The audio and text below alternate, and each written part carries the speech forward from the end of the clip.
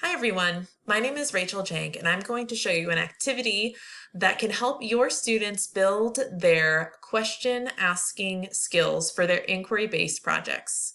Or really, this could be used anytime that you would like to see students develop their questioning past just kind of their first attempt or a surface level question. So many times when we are using inquiry to help guide our students into research, we realize, or I have realized, that my students produce questions that are maybe quite narrow or incredibly broad. And these questions don't really aid them in getting into their searching or their research. And other times, maybe I've seen my students come up with just one question, which won't really help them refine their search. So I've been doing this activity called the water bottle activity for years with my students, and it really seems to help them broaden their list of questions and simultaneously refine what they are trying to research. So refine their topic. And yes, I did do that teacher thing, and I snagged this activity from a colleague of mine, Bernice Olivis, who was part of the same master's group with me in my master's program. At the same time, I was also reading Bruce Ballinger's Curious Researcher, and so a lot of his ideas helped influence my initial thoughts about inquiry and help generate this whole lesson sequence that I use with my students. So I'm going to take you through one lesson or one activity that can take a full class period, and that's 45 minutes to 55 minutes of class, or it may take a little bit less. And if you find you need more scaffolding, this could take up to a full block. But I found this did really well just with one class period with my students. So I'm going to take you through this lesson as though you were my student and generating your own line of inquiry. And I'll also talk about how I did this in my classroom and how I've done it remotely as well. So prior to this activity in class, my students have spent a little time choosing a topic for their research. For our purposes today, I'm going to ask you to come up with your own topic before we start. So please take a moment and consider a current issue in education or a question you have about teaching. Topic or question could be about really almost anything in education, like integrating technology, maybe standardized testing, teacher retention, or it could be something really focused for the classroom, like teaching poetry or facilitating class discussions. So choose one topic and then spend 2 minutes writing down questions that you have about that topic. And maybe you can do a little bit more than 2 minutes if you really get going.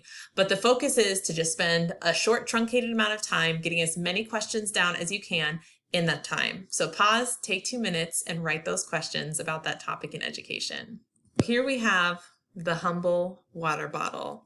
Maybe this isn't quite so humble because it's sparkling and I'm kind of bougie like that. That's what I like to drink. But this is the object, or just a regular water bottle, is the object that I've used in my class that Bernice used when she did this in our master's class that we were part of. And I think this was originally chosen because it's really ubiquitous and it's very commonplace. And so that pushes students into a space in their brains where suddenly they have to ask questions about a very common thing, and that fires up the creativity. So for the next chunk of this video, you're going to be focusing your questions not on your educational topic, but you're going to be like students and you're going to be focusing your questions on this water bottle, or you can do like a regular water bottle that isn't so bougie. So we are, when I get ready to do this in class, I like to do it in class, the students push their chairs into a circle, and I take out this water bottle and I tell them the following instructions.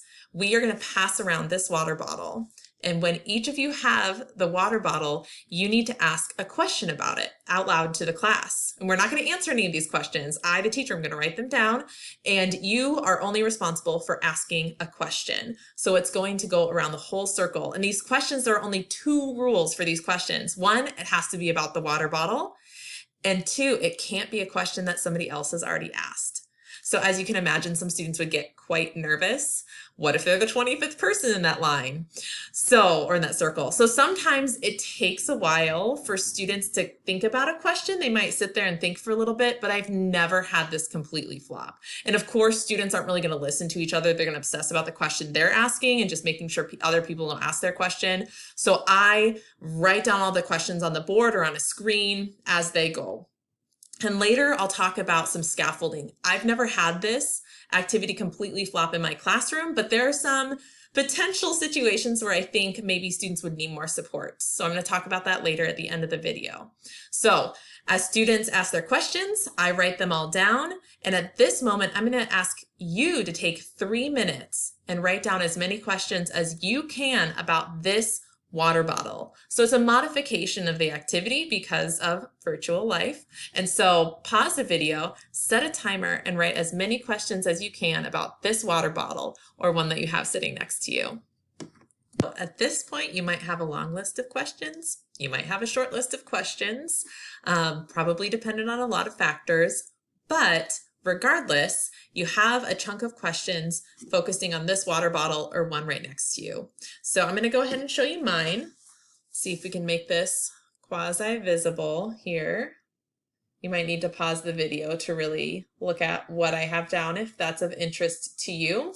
But I have questions ranging from the physical makeup of this water bottle to even some manufacturing questions about like the history of the company.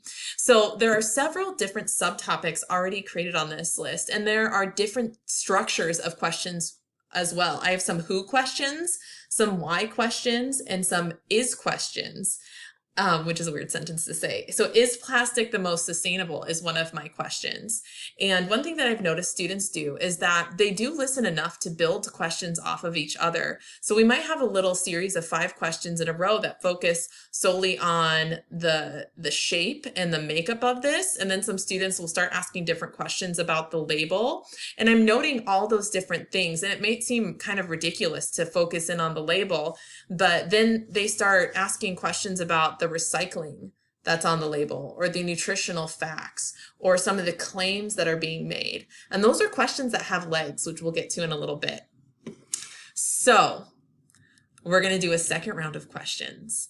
In my classroom, this is the time where I pass this water bottle to a new student starting at a different point and say, we're going to go around again. Groans ensue, but we get through it. We do another round, so I'm going to ask you to do the same. Spend another 3 minutes writing about the water bottle, questions about the water bottle, and then go ahead and resume the video. So now we're through 2 rounds, and what I'd like you to do is compare your first round of questions with your second round of questions. Did you get any new categories? How many questions can be answered by a quick or single word answer, and which questions will take more digging? For example, one of the things that I noticed right off the bat, okay, I'm going to try and show you this again. So this is my second round, and this is my first round. One thing I noticed structurally is my second round has questions that take 2 lines. So I was kind of getting maybe a little more specific with my questions, or I have a question of, one of the longer ones is, would a home carbonizer or the thing that makes your water carbonated or whatever, would that make something that tastes similar? And then another of my longer questions is, why do people believe that they need bottled water when they have clear tap water? And so you might find that this happens with your students when you do this. Maybe not. Maybe they just come up with different categories. Or they might ask similar questions, but with different phrasing, and then you can talk about synonyms. But the basic point is to ask students to compare the rounds so they start looking at how questions are structured. They start looking at how a line of questioning or a line of inquiry develops. So we really at this point want them to notice what kinds of questions are possible. And then I ask them at this point, which would be more interesting to look up? Which ones do you find yourself wanting to actually find answers to? Which ones have the possibility for exploration? So we also talk about where we could find answers in research for some of these questions. And then, maybe some of you saw this coming, I pass the water bottle again. So I'm going to ask you to do 2 things now when you pause the video. First, compare your question lists and see if there are any differences or how they're the same. Look at the phrasing and the structures. So just kind of compare and contrast and see what you come up with.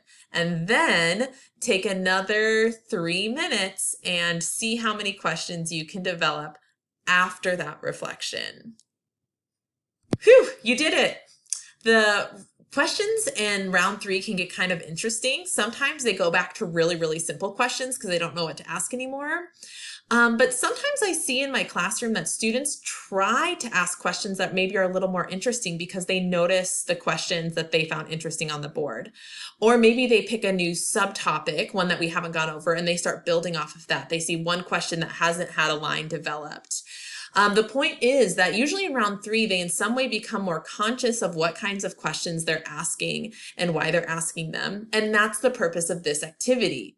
So now that you've gone through 3 rounds of asking questions about the water bottle, go ahead and return to your initial research topic and try to spend 5 minutes generating more questions. Maybe you have a couple topics that you started with and you have a couple like, oh, I have some questions here and some questions there. So try and spend 5 minutes just on one. Maybe you want to break it up into rounds like we did with the water bottle and spend some time reflecting. But at this point, we're going to go back to the original topic that you had on education and spend some time writing questions and considering what subtopics and what kinds of questions you're asking. So first, pause. Start a timer, write as many questions as you can. Okay, so that's it. That's the activity. And like I said, there are several ways to scaffold this. So hopefully you found in your own writing that you thought about questions differently when you started writing about your original topic again. So I don't ask students right away, write down a bunch of questions on your topic and then go through another round and write a bunch of questions on your topic because that can be really overwhelming. So we take something commonplace, innocuous, and we collaboratively come up with a list of questions and we collaboratively compare them. And so when you scaffold, you can use that collaboration to your advantage depending on the class that you're with.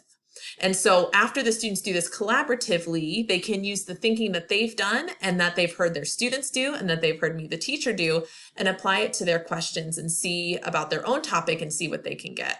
So a couple ways that I would suggest scaffolding this is, one, you can provide a list of subtopics for students to choose from. So you can just have the lists maybe on the board to help them generate topics, and kind of it'd be interesting to see which ones the students go for first. Maybe you can have them do a little bit of journaling of questions before you have them do it out loud in class. Additionally, I think this activity could work really well with something like a carousel or a chalk talk, where you have large pieces of paper around the room in stations, either on the wall or on the tables, and you could have students go around, and this a lot of times can work well in groups, where you have students in the group and each of them spend, say, 5 minutes at a table with a water bottle at their table, coming up with some questions. And then when they're done, they move to the next table, see the questions another group wrote, and go off of that. So at the end, you would have several papers with a ton of questions on them, and you could start analyzing those. Or you could pair 2 groups of students up and say, hey, now you guys get to start analyzing these questions before you do an additional round of question asking. And for that one, you might want to have students do some journaling beforehand or writing down some questions, because it is really important that each student gets a chance to participate and add a question, because it also helps us come to the conclusion that there really are no stupid questions. Even if we ask a simple question, it's a question that's important on our journey to asking or even answering the more complex ones. Sometimes we need a simple answer in order to dive deeper. So you might find you need to put in additional protocols with activity, with notebooks or topics, or like I said, the chalk talk. But whatever you find you need to do, go ahead and consider how you could see that done in your classroom. To aid that consideration, I'm going to ask you to do a quick reflection on something called a student-teacher implication T-chart. On one side, you have the student. On the other side, you have the teacher. And on the student, you consider, what was it like for me to go through this activity as a student, as I watched this video? How did I encounter the request to write down all these questions and then to do another round? And on the teacher side, that's where you put your teacher hat back on and you think, how would I then teach this to my students? How might they approach this? What are some things that I might need to scaffold in? Where might I see them being challenged in a way that they need more support? So at the end of this, when you do the student-teacher implication T-chart, it allows you a few moments of focused reflection so you can consider, what might this look like before I put it into my classroom? And there you have it, the water bottle activity. Thank you.